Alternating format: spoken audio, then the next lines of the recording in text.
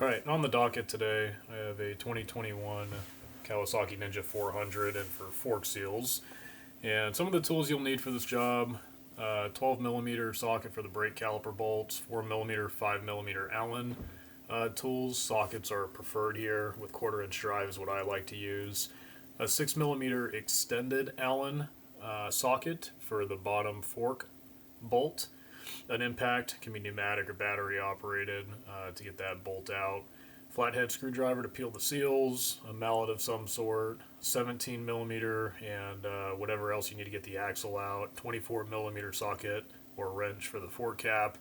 And these are 41 millimeter fork seals. You'll need a 41 millimeter fork seal driver. I also like to have the Motion Pro seal bullets to help put your seals on. And then your fork seals, your fork oil, and your fork bushings as you prefer. I've been really moving to these SKF bushings. I like them a lot. Sorry, SKF seals and products. Becoming a big fan of SKF items as I move forward in the adventure bike segment. I'm really not seeing any seal that has the same longevity as an SKF fork seal. I think that All Balls Racing makes great stuff as well. I don't know if I can speak to the longevity of the seal as compared to SKF product. I use All Balls Racing bushings kits quite regularly. And then my go-to fork oil is, and really always has been, Maxima. I buy Maxima fork oil and really all Maxima oil products by the 5 gallon bucket. That's kind of my consumption rate each summer as I perform service work. And I've come to realize that it's worth the extra dollar, or I should say the extra money, to go with the blue labeled Maxima fork fluid. It's labeled as like a zero fade or anti-stiction oil, and it's not a whole lot more to go with what I call the premium fork oil offered from Maxima. As for fork oil weight, that's kind of up to you. I wouldn't run heavier than 15 weight fork oil in these small 41 millimeter forks, these forks that you find on Ninja 250, Ninja 300, Ninja 400, CBR 250, CBR 300, Yamaha R3, all these like little forks. I wouldn't run heavier than 15 weight. Your standard is, I think, SS8 or somewhere in the neighborhood of 10 weight. And then, of course, fork oil viscosity changes a bit among manufacturers. You can kind of do your own research in that regard. I like to reference a couple of different pieces of data when I am rebuilding forks. So most evidently, you should be familiar with the service manual specifications. That will kind of give you the answers to the tests, if you will, for fork oil level and fork oil viscosity and preload and things of that nature. Or I should say preload, rebound, and compression initial settings based on how adjustable the fork is. And then I like to cross-check service manual information or specs with Racetech's website when I do suspension work. Racetech is kind of one of those companies that has never let me down. American-made products, like great products. If I need a replacement spring or I need a replacement shock for these ADV bikes that kind of get torn up, Racetech offers this G3 unit that is kind of my go-to, or has become kind of my go-to. I can't speak highly enough for their product, and again, it's just one of my cross-checks between the service manual and what the Racetech tech sheet says for their rebuilds and their work that they do. All right. Obviously, you're going to need a way to elevate the front end when you rebuild forks. I understand that not everybody has a lift. There are certain ways to do this without a lift, but whatever your method is, however you elevate the front end with some sort of center stand and hopefully straps or a chock, make sure it's safe. But pretty straightforward: front wheel removal, front brake caliper removal, front axle removal. In this case, there isn't a pinch bolt on the axle, but again, follow your service manual specs and your general front wheel removal techniques to get the wheel out of the way and the front fender out of the way when you rebuild forks. I like to loosen a lot of things while the wheel is still on the lift, while there's still weight on the wheel, I should say. Most importantly, the axle nut or the axle, depending on the bike. I like to do that while the wheel is down and has weight on it, so it doesn't spin and I'm not fighting it. And it's less pressure on the rest of the bike if you do it while the weight is on the front wheel. All right, once you've worked your way to the point where you have the wheel off, I like to loosen the fork caps while the forks are still in the clamps on the bike. That way the fork can't spin. You know, the fork is round, so it's difficult to prevent it from spinning within a round capture device or the clamp. So it's easier to loosen items again while they're tight and they have weight or pressure on them. 6mm Allen bolts for the clamp, or 6mm Allen heads for the clamp bolts, I should say. Just take your time here. Just follow standard order of operations. Don't strip anything. You know, just take your time. Make sure everything makes sense. If something doesn't feel right, stop. Because if you strip an Allen bolt, this job can become increasingly difficult rather quickly.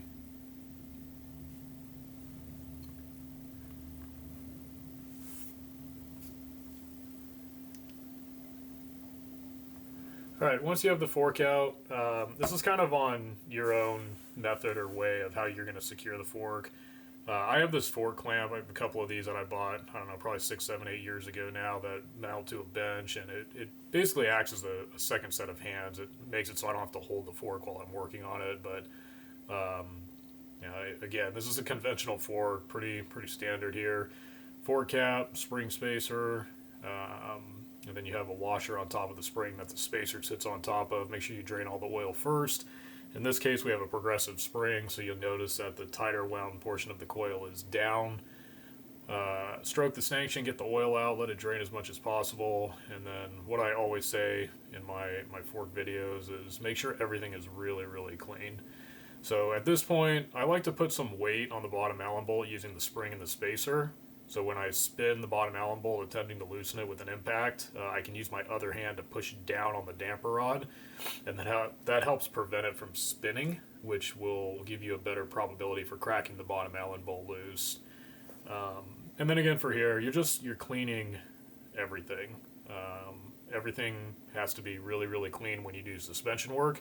Any foreign debris or particles, anything of that nature that gets in between the stanchion and the seal will just lead to, I don't want to say premature, but faster seal wear, and then you're just going to be doing this job all over again. And really, that's why I've kind of converted to using SKF fork seals. It's just a better seal. As I move more and more into the adventure bike segment, and I realize what these bikes go through up here in Alaska with the amount of strokes on the suspension, how dirty the gravel roads are, and the dusty conditions in the summer, it's worth it to most customers that ride an adventure bike, and it's worth it to me when I stand behind my work to use the best seal possible, because it's not that I can't rebuild forks. I've rebuilt a lot of them, but I don't want to rebuild them over and over again if I don't have to. And when you're managing a fleet of bikes, you want to minimize the number of times that you're taking the front end apart. When you separate the stanchion from the outer leg, it's slide hammer techniques. Make sure you get the circlip out. And then, of course, you have the oil seal, the spacer washer, the small bushing and the big bushing, or the slider bushing and the guide bushing.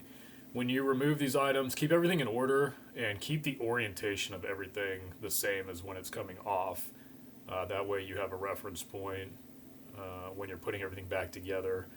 Just, again, everything is very easy to take apart. It's when you have to put something back together that it requires some attention and focus and planning ahead. Don't forget the oil lock piece. So that's going to be at the bottom of the outer leg of the fork, and the damper rod will go inside of the stanchion or the inner tube, and then the oil lock piece will go on the bottom of the damper rod. Again, make sure everything's clean. My solution is really become an initial wipe with a microfiber and then another wipe with a cleaner microfiber cloth.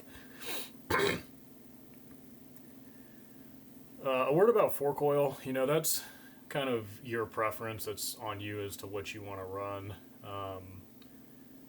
Do I notice a huge difference between fork oil viscosities, as in like a 10-weight Maxima and a 10-weight Bel Ray? No, I don't.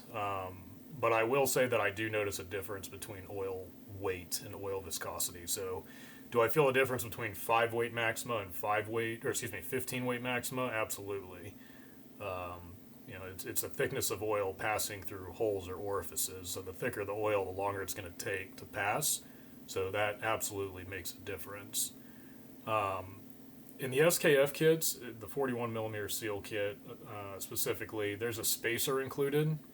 And this is affecting the height of the seal. So in this case, you need to use the spacer to get the same height as the factory seal.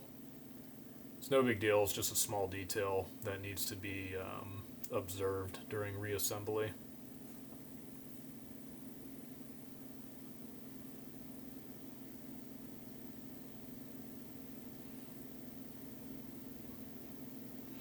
You know, with these small bikes, they're relatively simple conventional forks, and they're relatively the same and similar in design.